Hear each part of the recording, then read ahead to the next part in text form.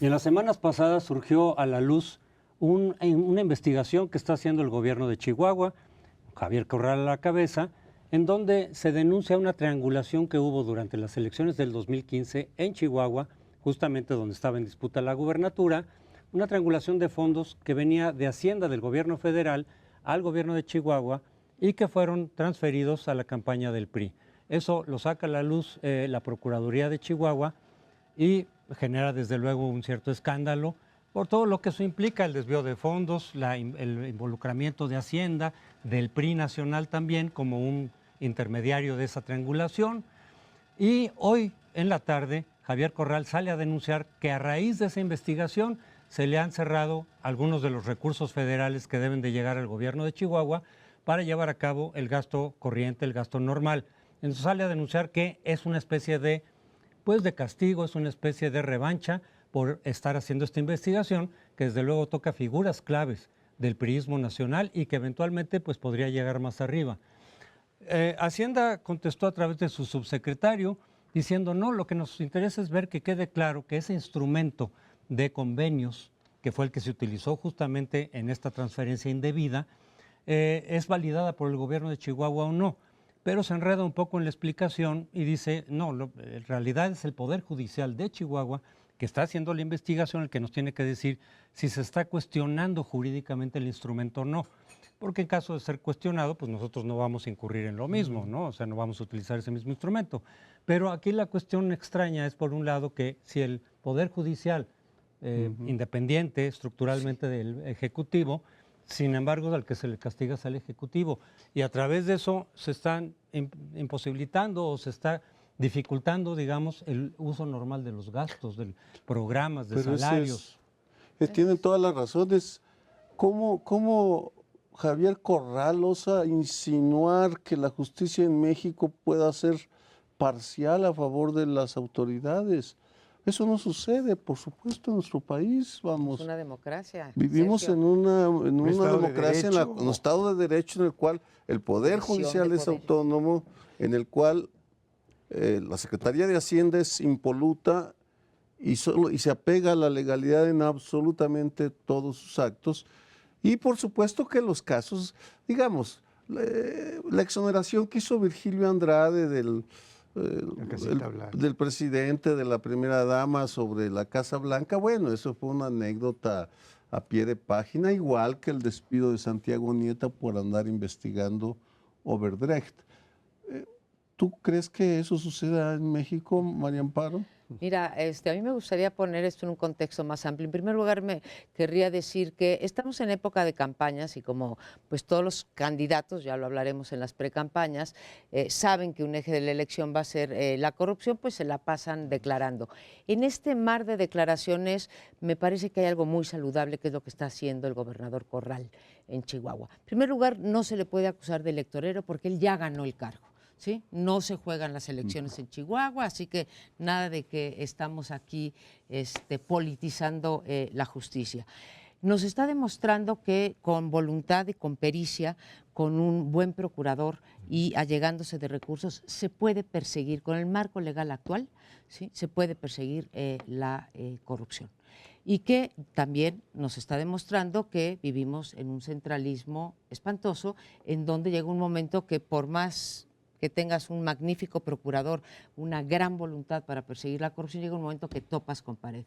¿Con qué pared toca la Procuraduría de Chihuahua? Pues con la pared de la PGR. ¿Por qué? Porque los delitos por los que se persigue en general a Duarte son de orden federal y además porque se tiene que pedir la extradición y el único autorizado para pedir la extradición es el Ejecutivo Federal. Así que ya de entrada nos da 3 lecciones, pero nos da, creo que la más importante, que son las que mencionan ustedes, la Secretaría de Hacienda como la verdadera secretaría política que tiene en sus manos el poder de retener y ahogar, como lo dijo hoy Javier Corral, ahorcar, ¿sí?, a un Estado que no se porta bien. ¿Qué quiere decir no se porta bien? Persigue los delitos que se deberían de perseguir, independientemente del destino de estos, más allá de que sean, no minimizo que se vayan a la cuestión electoral, pero independientemente que eso va a ser muy difícil de probarlo, que se vayan a los partidos, como se está diciendo, hay ahí un delito de desvío de recursos producto de una ley que le da una discrecionalidad a la Secretaría de Hacienda en el uso de los recursos que todos conocemos. Yo quisiera comentar dos cuestiones. La primera es que no es el Poder Judicial de Chihuahua, es el procurador. Ahí ya se llama fiscal y es autónomo del Ejecutivo, pero no es el sistema judicial, es parte del Ejecutivo, aunque funcionando con autonomía, que es lo que se supone que deben hacer los fiscales. Hay un fiscal magnífico de apellido Peniche, que es un apellido muy yucateco, por eso yo lo retuve, que está haciendo una tarea de investigación colosal. Lo segundo que quisiera comentar es que esta triangulación se encontró o se dieron indicios de que no solo fue en Chihuahua, sino que en otros 4 estados ocurrió lo mismo y están ya documentándose en esta investigación. Y además están pidiendo ya la extradición de Duarte, que fue el encargado de hacer esta triangulación. César Duarte, claro, el gobernador que todavía no cae preso. Bueno, tendrían primero que traerlo, Extraditarlo. Sí, extraditarlo hacia acá, y eso es un asunto que está pendiente.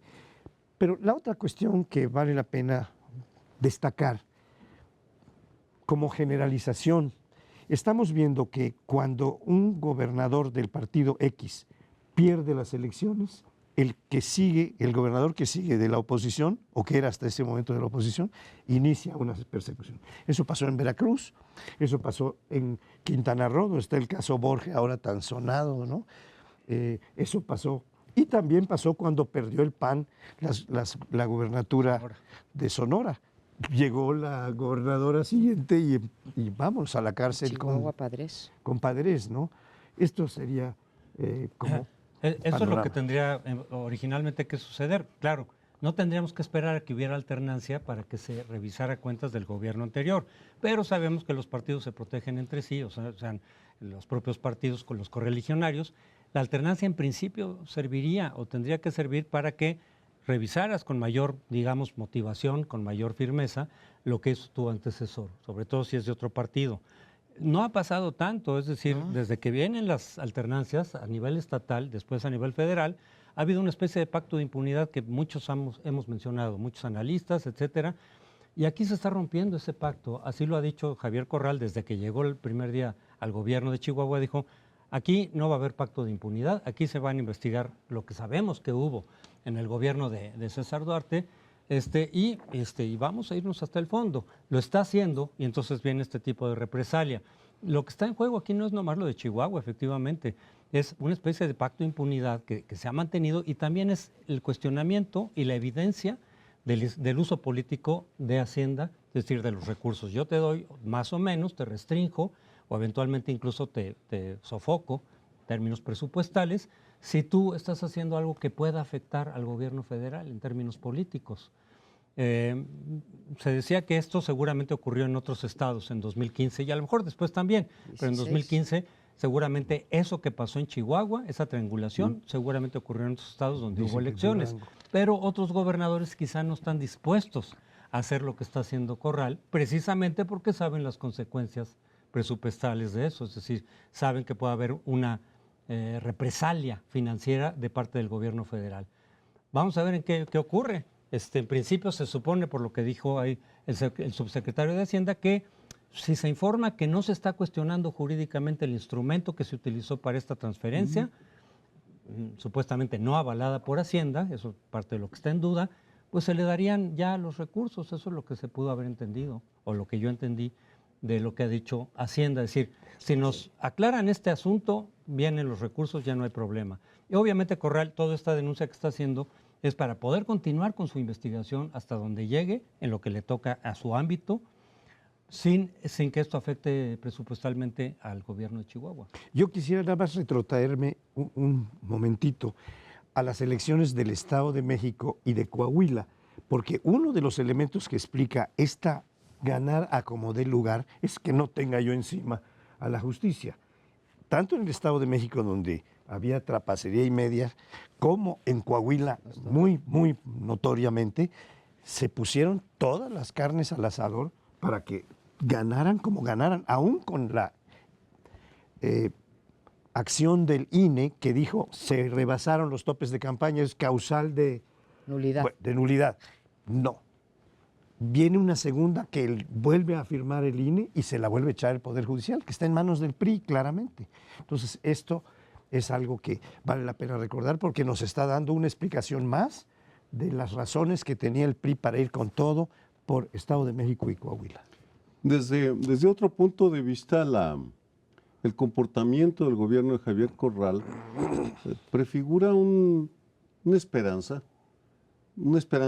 tenue, porque desafortunadamente no abundan gobernadores como Corral, ni diputados como Pedro Kumamoto o algunos otros que se han ido distinguiendo, pero dentro de este panorama tan árido de cuadros carismáticos por su compromiso con las causas de interés general, sí vale la pena reconocer ese compromiso que que ratifica que pues es el mismo Javier Corral que conocemos, el que tiene años dando la pelea, el que organizó una acción de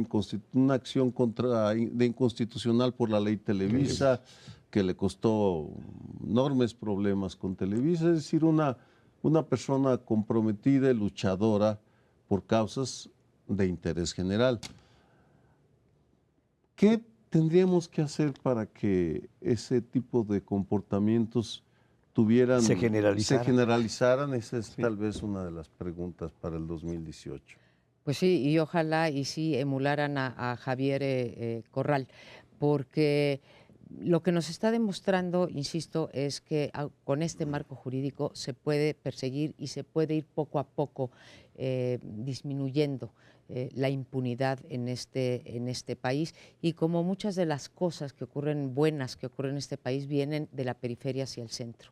Esto está ocurriendo en un gobierno local y tendrá un aprendizaje el gobierno federal respecto a esto. Instrumentos, insisto, los hay, se junta la voluntad, se junta, porque no es nada más el compromiso lo tuvo Yunes, el compromiso lo tuvieron todos llegaron las gubernaturas en el 15, en el 16 y en el 17, llegaron con ese compromiso. Quien lo ha materializado, ni siquiera un independiente como el Bronco, quien realmente lo está materializando por primera vez, ¿sí?, con más de 30 denuncias puestas, de las cuales 14 ya prosperaron, de las cuales 4 ya están en la cárcel, y las demás también tienen posibilidades de prosperar, porque no es cierto que están basadas únicamente en declaraciones de testigos protegidos, están basadas en evidencia sólida. Ahora, ¿qué me gustaría a mí, ya que haces la pregunta, Sergio, y hablando de lo del convenio y lo que explicaba Mesmacher, que creo que sí se enreda en su explicación, es que también tenemos que ir en contra de esa discrecionalidad a través de la cual se le dan los fondos, no nada más a Chihuahua, sino a todos los estados. Estamos hablando de un fondo que se llama de saneamiento financiero, que se le da a los estados para que puedan cerrar sus años fiscales, y se da tradicionalmente a través de la firma de un convenio, pero está mal que se haga eso, y tenemos que acabar en la ley de responsabilidad hacendaria con esa posibilidad de Hacienda de dar ampliaciones al margen del Congreso, de la aprobación del presupuesto en el Congreso, y sobre la cual después, mentira que se rinden cuentas, ¿sí? 7% por encima del presupuesto se da con ampliaciones presupuestarias. Y ahí es una ventana de corrupción, vaya, es un portón para actos de corrupción. Ojalá que de aquí surja una revisión de todos esos instrumentos y procedimientos administrativos y fiscales que se prestan a esto, a la corrupción, a cierta arbitrariedad en el uso de los recursos, pero también está el punto de la selectividad en los castigos. O sea, sí se fue contra Javier Duarte, sí se fue contra Tomás Borge, pero con César Duarte pareciera, porque no se ha pedido la extradición de César Duarte, que ya está ubicado, porque pareciera que tiene vínculos cercanos y amistades muy por arriba. Pero todo esto, en fin, veremos qué sucede. Nos vamos al siguiente segmento.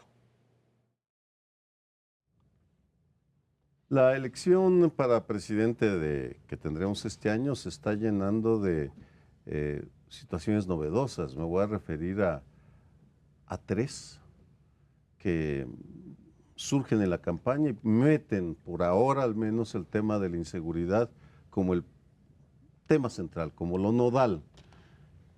Andrés Manuel López Obrador les está dando una vapuleada a sus contendientes en este tema, cuando menos. Lleva la delantera. Menciono 3 asuntos que se dieron durante las últimas semanas, de hecho. El jueves pasado informó que de llegar a la presidencia, Alfonso Durazo sería el secretario de Seguridad Pública, entidad que renacería separándola de Gobernación. Habría que discutir Alfonso Durazo, lo bueno, lo malo. Segundo, un hecho sobre el cual no se ha reparado lo suficiente y me parece inédito y muy importante por las buenas y las malas razones, es que Andrés Manuel López Obrador está buscando de manera deliberada el voto de la base social de la delincuencia. Es decir, al ofrecer amnistía a los campesinos que cultivan droga, por ejemplo, está lanzándoles un mensaje de que él sería un interlocutor válido. Lo cual lleva a un punto que generalmente prefiere ignorarse. Los que respalda el 20-30% de la población que tiene simpatías por los delincuentes tienen credencial de elector. También van a las urnas, vamos, en diferentes partes del país y emiten su voto o no lo emiten y sin decirlo, es mi interpretación, está buscando ese voto Andrés Manuel López Obrador, lo cual es inédito. Y finalmente está lanzando un mensaje de que está dispuesto a dialogar, negociar con los capos, sin explicar claramente de qué se trata, porque es ahí donde está más endeble y resbaladizo el planteamiento del López Obradorismo, porque Alfonso Durazo luego aclaró, no estamos pensando en negociar con el Mencho, por ejemplo, el líder del cartel Jalisco Nueva Generación, famoso por su dureza. Pero pero no aclara con quién va a negociar, dado que hay 247 bandas criminales en México en enero del 2018, según una lista que me envió Lantia Consultores, que da seguimiento a estos temas. En todo, donde se le vea, estamos ante inéditos. Yo no recuerdo una campaña presidencial en la cual se adelantara el nombre del zar que combatirá la seguridad, se corteje el voto de la base social del crimen organizado y se ofrece un diálogo con quienes dirigen esas bandas. Me encanta cómo lo planteas, Sergio, sobre todo tu segundo punto. Fíjate, pues qué boba soy, que no había pensado que uno de los objetivos de López Obrador pudiera ser conquistar la base amplia, aparentemente muy amplia, de personas ligadas al narcotráfico. Claro que creo que va a perder el de las víctimas, no sé cuál sea mayor, el de el crimen organizado, las 257 bandas, qué tanto voto tienen abajo de ellos y qué tanto voto tienen abajo de ellas las víctimas del crimen organizado, que en este puro sexenio pues son 120,000, si lo multiplicas por el número de sobrinos, hijos, etcétera, creo que será más bajo. Entonces, pues hizo las cuentas, me parece, desde luego inédito, tienes toda la razón, pero no sé si muy inteligente en términos electorales.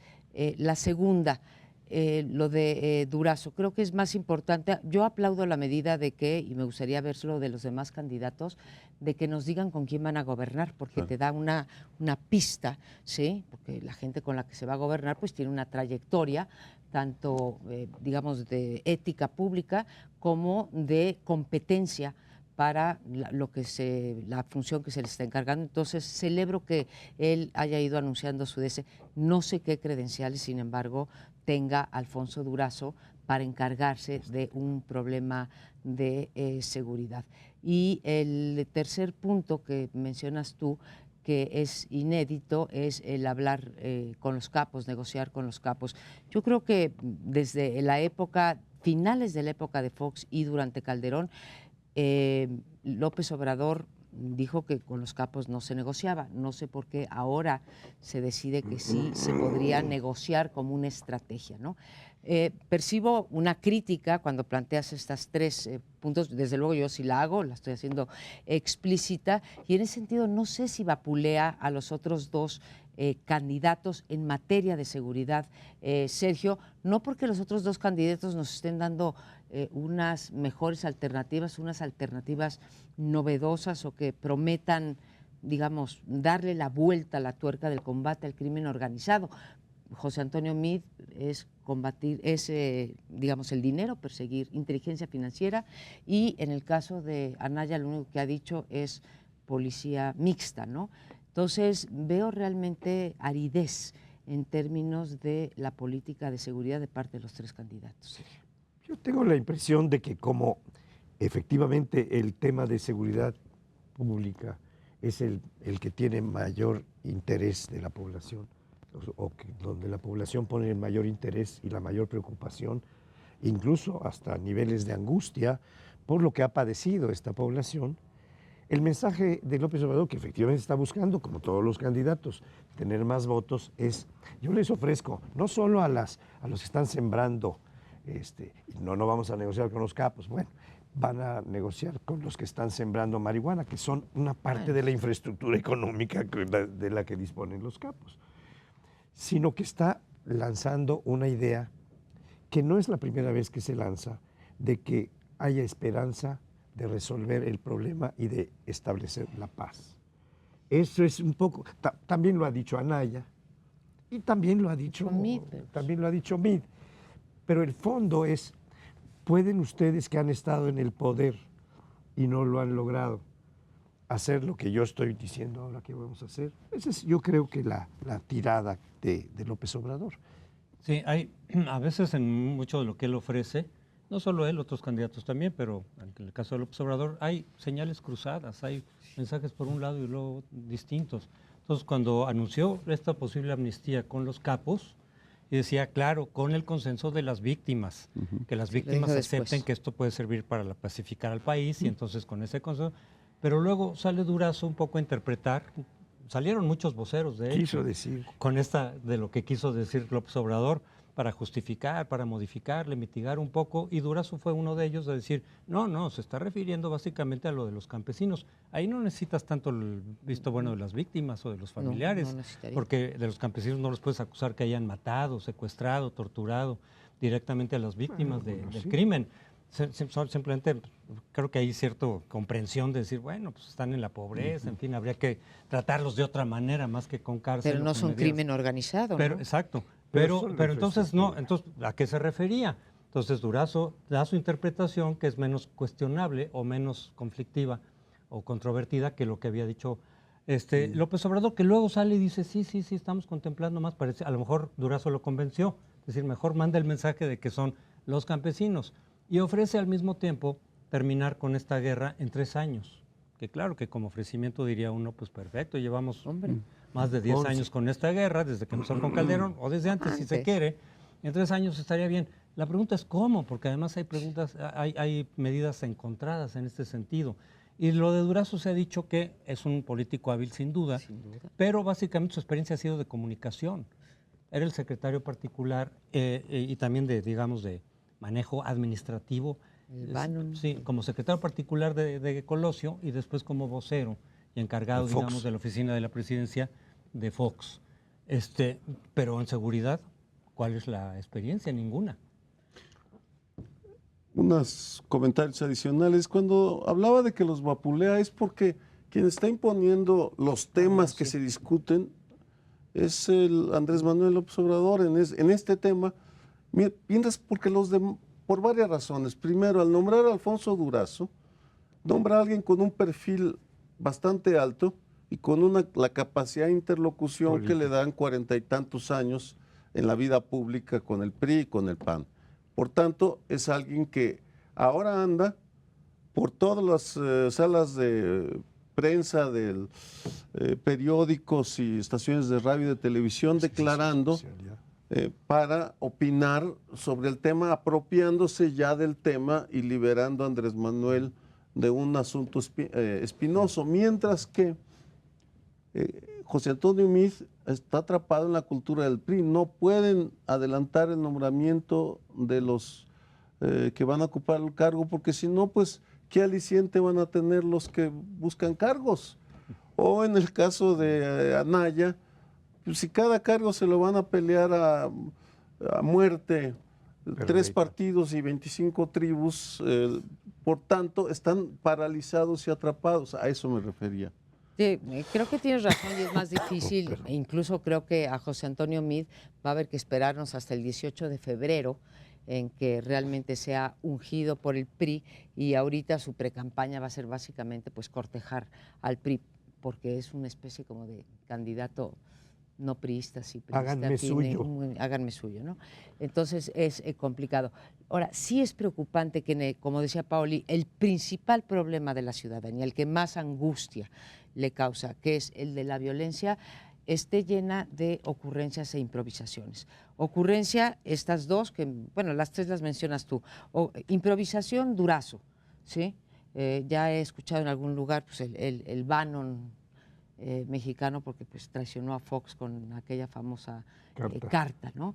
En donde pone su renuncia y revela secretos de nuestra Casa Blanca. Bueno, no, de nuestros pinos. Porque la Casa Blanca es otra de nuestros pinos. Y ocurrencias en el sentido de decir, o sea, vamos a hacer una tregua. Bueno, vamos a platicar la idea, pero si tú lanzas una idea de ese tamaño, tendrías que cuando menos traerla fundamentada, ¿no? Han pasado 3 semanas desde que lanzó la idea y pues qué bueno que entró Durazo al quite, porque digamos ya no tiene discurso López Obrador, porque no tiene ninguna solidez su propuesta.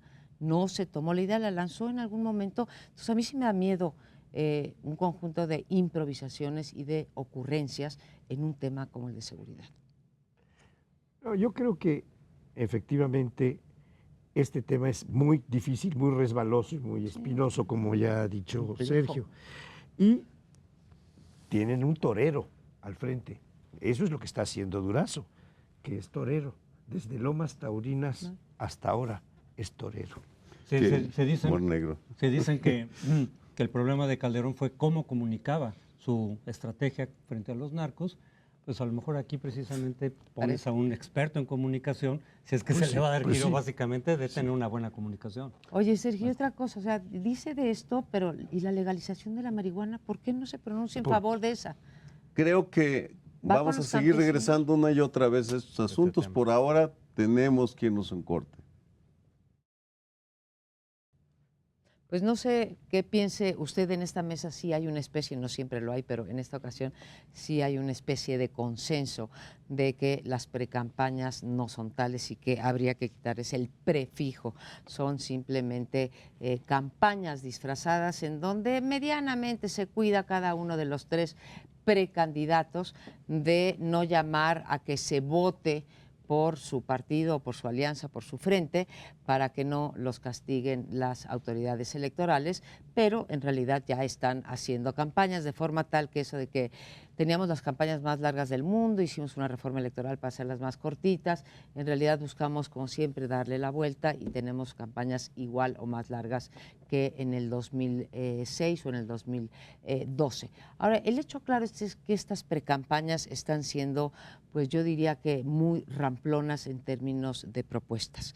No, decía hace un rato en el bloque anterior, Sergio, que había estas cosas inéditas. En efecto, no por inéditas son buenas o malas o regulares, simplemente no las habíamos visto antes, pero sí extraña a uno algún tipo de seriedad en la forma de abordar los problemas que más preocupan, y me voy a ampliar, no solamente es la violencia, es la corrupción y es el bolsillo de los mexicanos. Dentro del bolsillo de los mexicanos meto desde el salario hasta la pobreza extrema que vivimos y la desigualdad.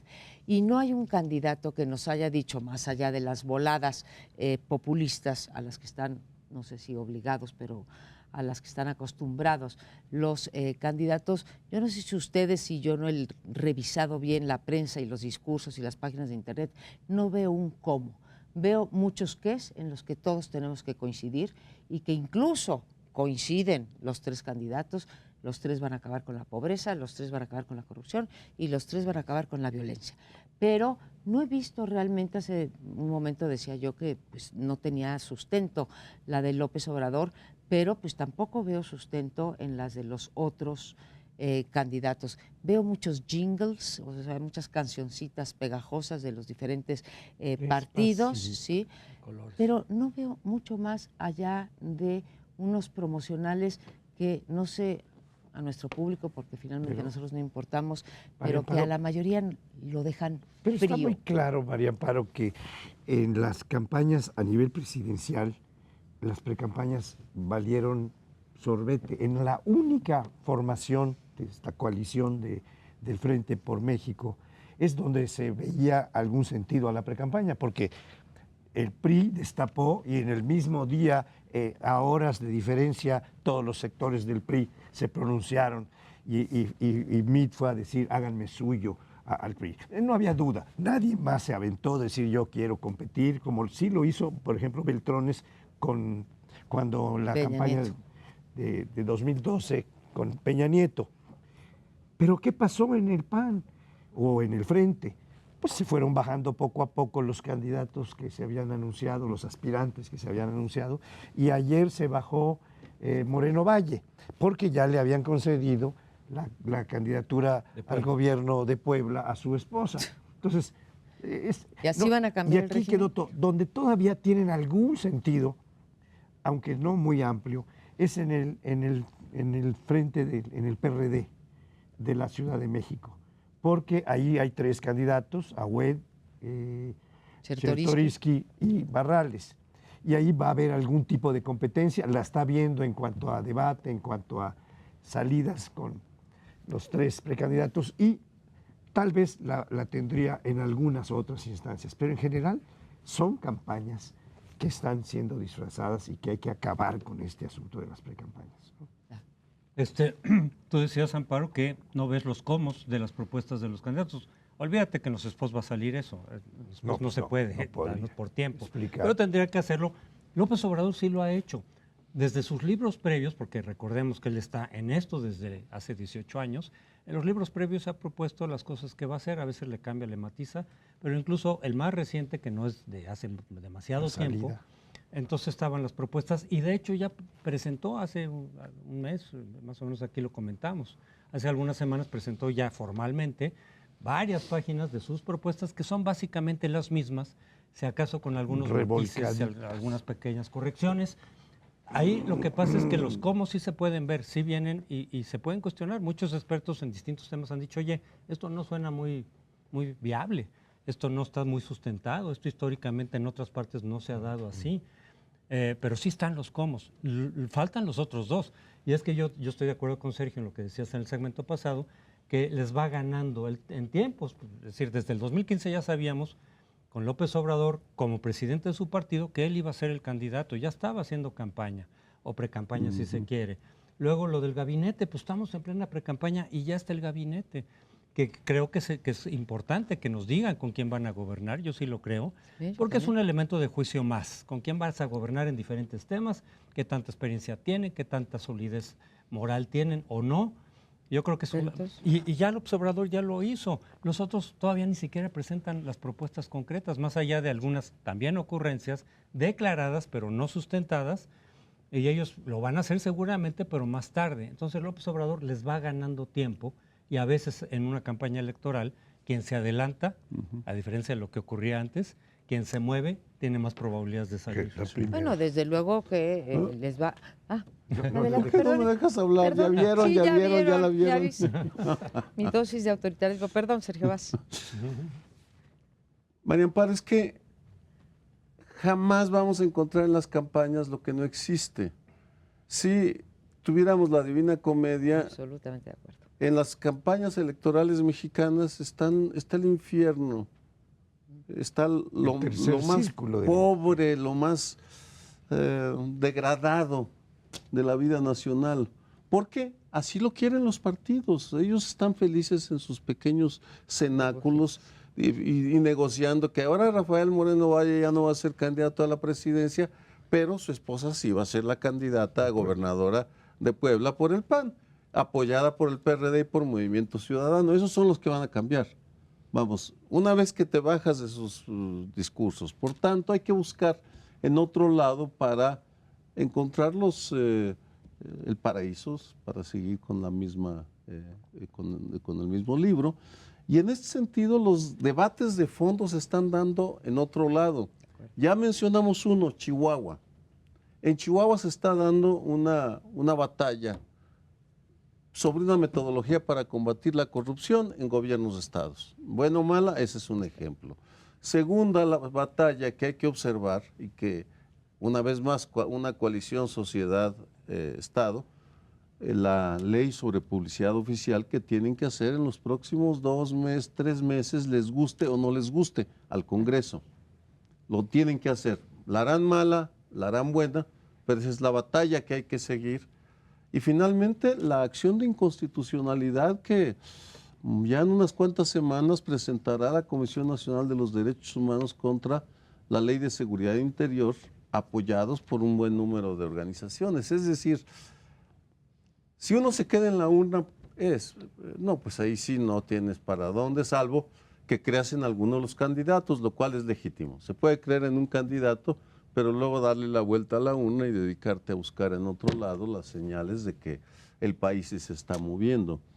Como artículo de fe, ¿no? Dices, o sea, creer en un candidato, porque no sé de qué otra manera. A ver, nos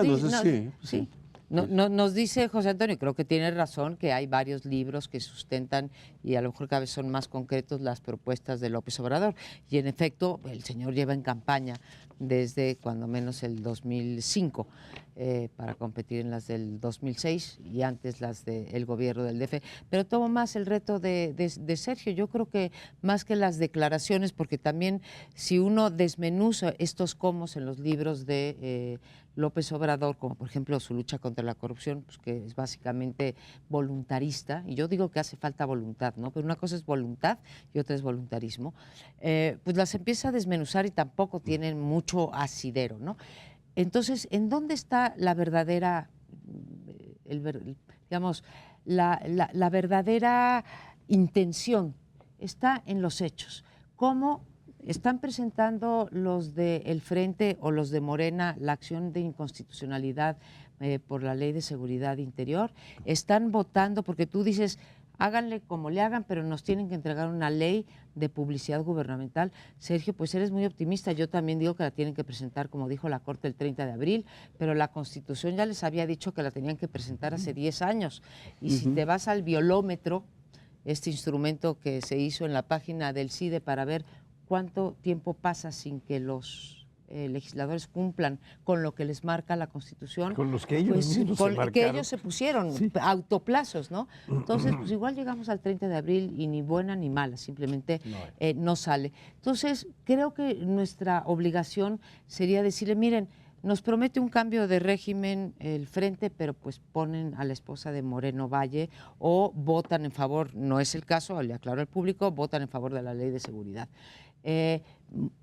López Obrador nos propone una nueva estrategia de violación, de crimen organizado, pero vota en contra de la legalización de la marihuana.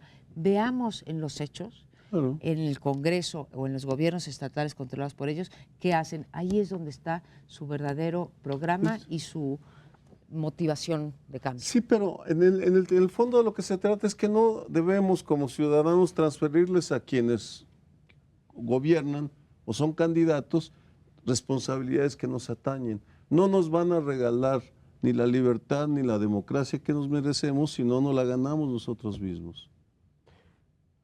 Yo estoy de acuerdo con eso, pero a final de cuentas, en las campañas, y los candidatos lo saben, lo que la gente quiere son promesas, son objetivos muy loables, que todos los hacen porque básicamente van lo mismo, 6% de crecimiento anual en la economía, perfecto, abatir la corrupción de raíz, perfecto.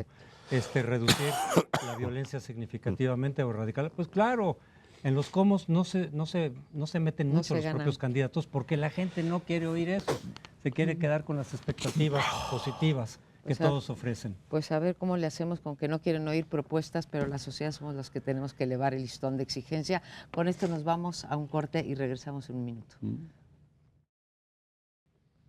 Vamos a comentar ahora brevemente el asunto de los independientes, ya que han cumplido con los apoyos de firmas que se les pedían dos de los candidatos presidenciales o de los aspirantes a ser candidatos presidenciales, el Bronco y Margarita Zavala. Es muy claro para mí que Margarita ha sido ayudada en los apoyos por quienes quieren cancelar votos para Anaya, para que voten por Margarita, es decir, para quitarle votos al Frente por México. También está la otra cuestión, que es los candidatos no solo son los de presidencia, y donde yo tengo la hipótesis de que serán más útiles es abajo, sobre todo en municipios, pero también en legisladores. Ya hay como 5 o 6 candidatos a senadores, están los de Nuevo León, independientes, está el de Morelia, que fue el alcalde de Morelia y ahora quiere ser senador, está Cloutier y está Kumamoto, que es el que más firmas y más rápidamente las obtuvo, que es el chavo que ha sido lucidor como candidato independiente, primero como diputado local y ahora va al Senado. En fin, estas cuestiones de los candidatos independientes tienen algún sentido, alcanzan a sacudir un poco a los partidos, alcanzan a tener, por ejemplo, este de Enrique Cárdenas, que me parece un esfuerzo verdaderamente loable de Enrique, habiéndole fallado la nominación por Morena, que lo había invitado, se ha lanzado a formar un grupo y está teniendo candidatos no solo a gobernador, que será él, sino a diversos cargos municipales y de diputados locales. Felicidades, Enrique, creo que es una tarea ímproba, pero muy valiosa de tu parte.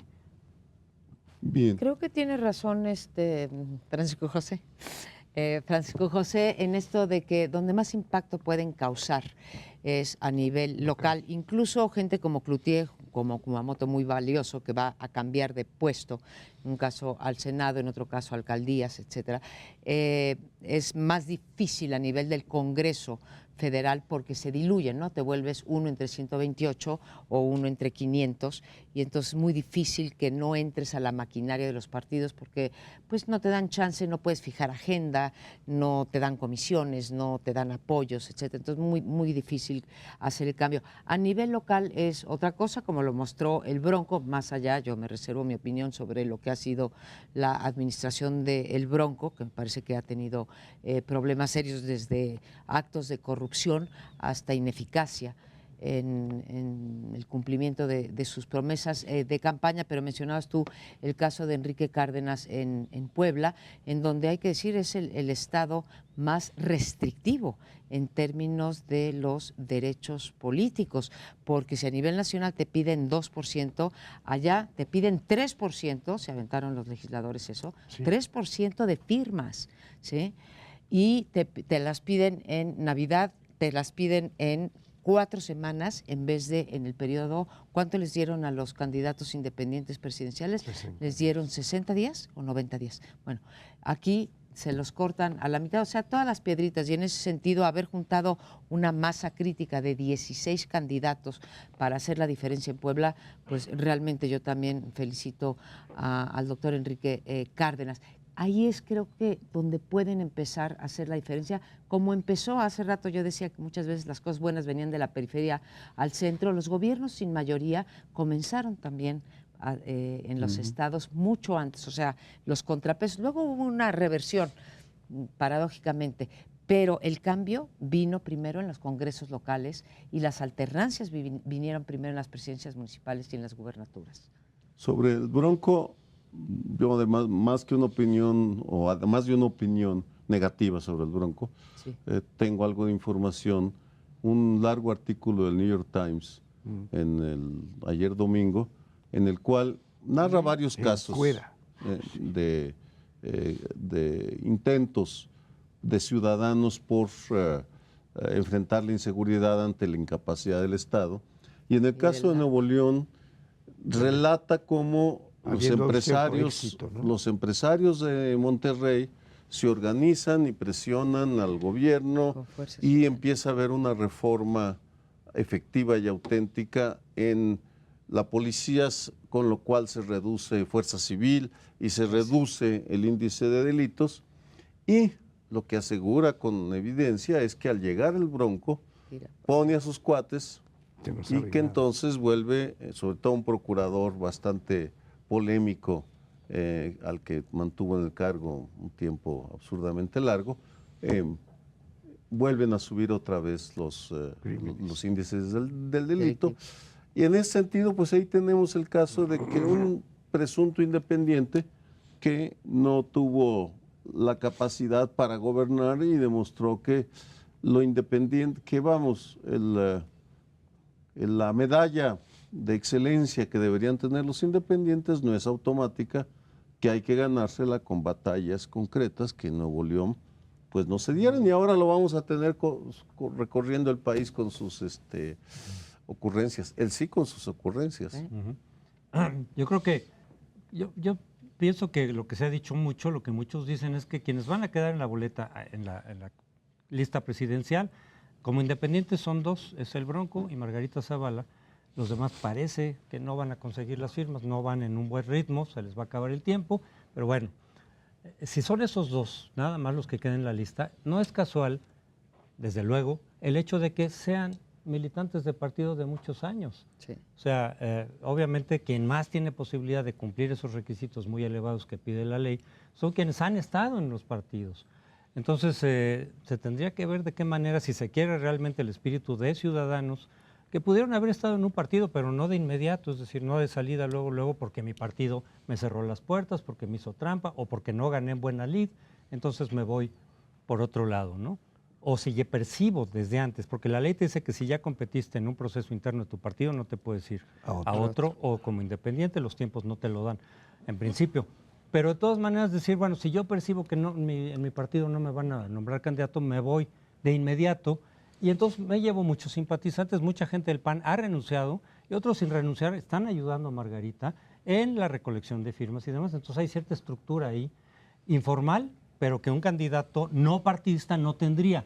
Y en el caso del Bronco, pues además estando desde el gobierno, ¿cuántas de esas firmas se ha dicho mucho, no? Se ha denunciado. Bueno, y La 30 están años en el pagando. PRI, 28 años en el PRI, ¿no? El Bronco. Sí, él estuvo 28, 30, no O- más, o 30, 27. 33 años, algo así. Pero digo, ya además ahora como gobernador Claro. en funciones, claro que seguramente la estructura la utilizó de una u otra manera para esa recolección de firmas. Se ha dicho incluso que paga por firmas a sus asistentes, quizá con recursos públicos desviados. No tengo todos los elementos, se sospecha, hay elementos, hay denuncias en ese sentido. Pero decir, bueno, un ciudadano que auténticamente no acaba de salir de un partido o que nunca estuvo en un partido, salvo tiene casos más bien a nivel individual, pequeño, digamos, local, como Kumamoto, no tiene realmente probabilidades. Bueno, hemos hablado de los candidatos independientes a nivel presidencial, a nivel de gobernadores y a nivel de senadores, pero hay diputados federales también que tienen ya un buen, o aspirantes que ya tienen los apoyos necesarios. Y a mí lo que me interesaría destacar más es que donde va a ser más útil los candidatos independientes, verdaderamente útil, es en los municipios. Tenemos la experiencia anterior de que surgía un líder natural en un pueblo, un médico que era muy bueno con sus pacientes, un maestro dedicado a su trabajo, etcétera. Entonces, lo arropaba algún partido, pero no tenía más manera que ser arropado y negociar con un partido. Ahora no, ahora si tiene la base social de apoyo, puede ir con la candidatura independiente donde es menos exigente. Y allí hay muchos municipios en donde vamos a ver candidatos independientes que van a surgir.